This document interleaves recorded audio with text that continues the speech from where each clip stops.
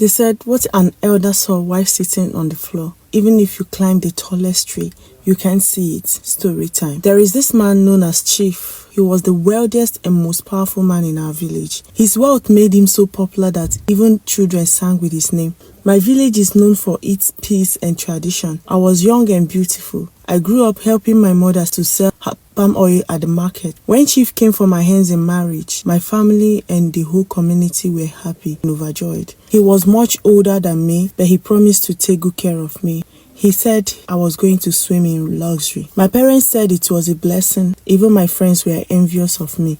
The only people who didn't like the idea were the elders. They whispered among themselves, saying, this man has been married not once, not twice, but multiple times, yet no one knew their whereabouts. Some people believed they ran away, while some believed they live in another country. The ones who knew the truth were afraid to speak up. On the night before my traditional marriage, my grandma called me aside. She began, my daughter, please don't marry that man. He is not good for you. I became angry. I asked her why. She continued, before you, there had been other young and beautiful wives of Chief, but now they are gone. I laughed and said, Mama, they are not gone. They got tired of wealth and left. Mama, please, it's my turn to enjoy, so allow me. We've suffered enough. My grandma shook her head and said, listen to me, my child. They did not leave. They vanished. And if care is not taken, so will you.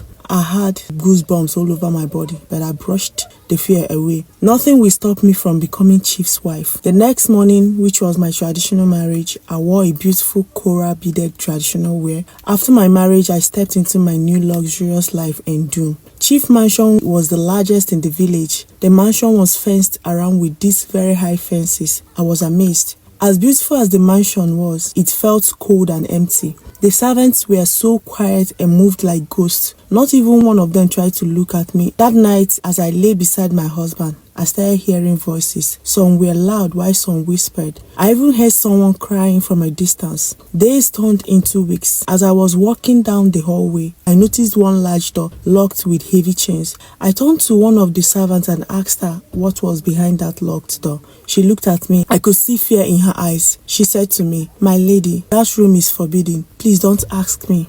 Her answer sent shiver into my body. Forbidden? That night, I asked Chief about it. He smiled and said to me, my love, it's just an old storeroom. There is nothing there. I wasn't convinced. I believed that there was more to it than just an old storeroom. The voices I hear at night even became louder and clearer. I could hear my name being called out. One afternoon, as Chief entertained his guests, I went and stole his bunch of keys, went to the door, tried the keys until I unlocked it. As the door swung open, the atmosphere was filled with rotten and decay smell. As I walked inside, I was greeted by these blood-stained veils, jewels all over the room. The next thing that happened to me will shock you. As I saw those scary items, I began to shiver. When I looked at the far end of the room, I saw portraits of beautiful women, all dressed in their wedding apparel, looking like brides on their wedding day.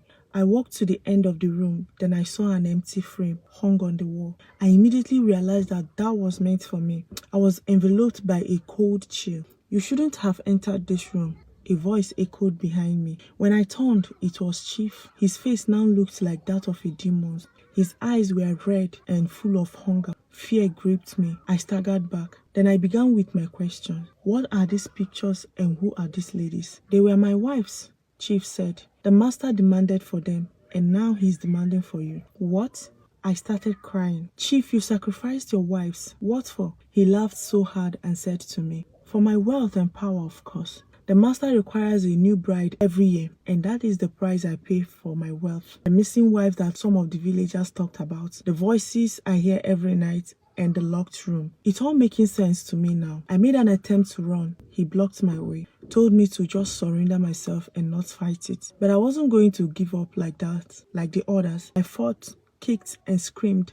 Chief staggered and fell on the floor. Then I ran out screaming. Behind me, Chief's voice kept echoing. You can't run away from this. The master will take what is his. I kept running and screaming for help. One by one, the villagers gathered. I sighted my grandma crying. The youths came out fully armed with spears, arrows, fire sticks. Out of rage, they gathered Chief's mansion. Chief was ready to fight the youths, now in a full-blown demon. But suddenly, the spirits of those brides that he unalived began to come out one by one, pull him down until he vanished with them. Then the youth set the mansion ablaze. I stood there, weak but happy to be alive, watching the mansion as it burns down. As I turned to go, I heard a voice. It said to me, "Till death do us part, my love."